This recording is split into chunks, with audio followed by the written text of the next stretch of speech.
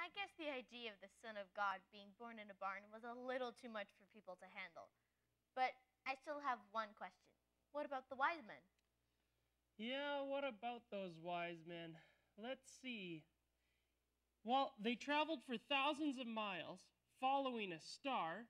They met a crooked king, and then their quest. It was finally fulfilled when they met Jesus.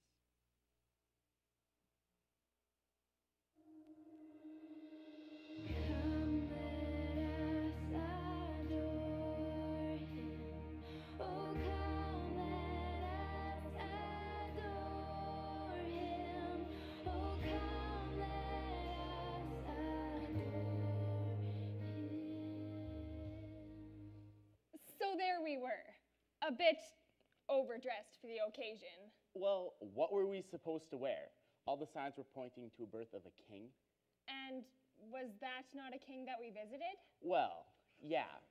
But you gotta admit, we've seen some kings in our day. Remember the guy over in Syria? The palace with the marble floors and the 4-donkey garage? Now that's living like a king. But there was still something royal about him. Maybe it was his mother. She was just a teenager, but so calm. It was like she knew something the rest of us didn't. And the place itself, Bethlehem, just a small village in the middle of nowhere. But the way that star rested over that little shed where they were staying. Speaking of which, I thought you were never gonna stop and ask for directions. I mean, we come from Persia into Judah. All these places we've never been before, with our only clue being a bright star we've seen on the horizon. Hey, I finally did stop and ask someone, didn't I?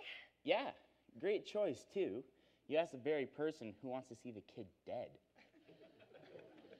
How was I to know that Herod would be so upset over the birth of one little baby? Who would have thought that this kid would be such a threat to someone like Herod and the Romans? Born in that cow barn, teenage mother, working class father? You're right. Why should someone like this be a threat to someone like that?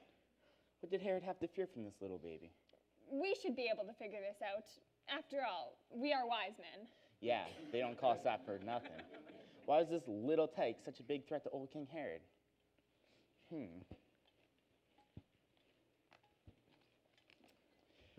You know what? I give up. You know, what does a ruler depend on to rule? A big army? That's one thing. But what's even more important than military force for getting people to accept you as their leader? People wanting you to be their leader? Yes. You need people to want to follow you, to think that you've got what they need, that your plan is the right plan to get them where they want to go. I used to play the trombone. Focus! Sorry. Let's focus here. Herod has the military power, right? No one can deny that.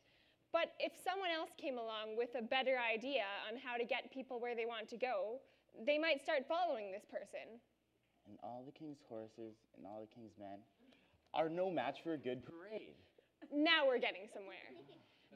So if Herod thought that this child might one day grow up to be like the Jewish prophets in the old days, challenging the king, talking about justice and righteousness, things that regular kings don't usually care too much about, but which regular people do care about, things could start coming apart for old King Herod.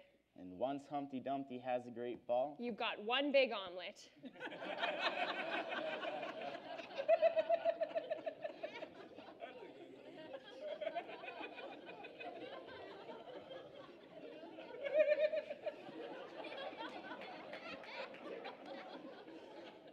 So, what made Herod think that this little baby would be the end of Humpty Dumpty? Well, for starters, rulers are just born nervous about things like this, that somebody will come along with other ideas, making people think they don't need the king and all of his military might anymore. And as we saw there in the palace, Herod's own people could tell him that the birth of a king was going to take place in Bethlehem. And then we show up, big shots from the east, stopping to ask for the directions to the home of some king of the Jews we heard was being born nearby. And Herod puts two and two together, and the kid's got to go. So that's why he wanted us to come back and give him a little report about what we found. He didn't want to worship the baby. He wanted to too. Who said you weren't a wise man? That's why the angel warned us to return home by another way. We were part of a covert operation, giving the king a runaround, taking another way home. Little baby Jesus, your secret's safe with us. King Herod, don't mess with the wise men. I'm still a little worried about the kid. After all, he's only a baby, and his parents are no match for the power of an angry and insecure king. Well, the way I see it, he's in good hands. The great God of the heavens led us to see him and made sure we didn't bring Herod to him. God will find a way how to protect him until he's had a chance to do what he came to do. So, what do you make of all this? What's to become of this child? I think he's got his work cut out for him.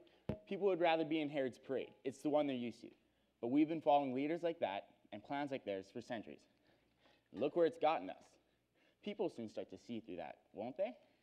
Guess it all depends on what the child does when he becomes a man.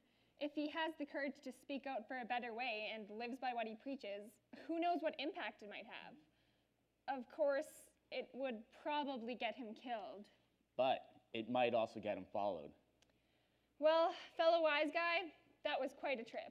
It was great traveling with you. You too. It's a shame Prince Shalazar couldn't make it. Then there would have been at least two of us to carry all that stuff. My back was killing me after a while. I had thought about renting a couple of camels to carry the gifts. We could have taken camels. I didn't have to lug all that stuff.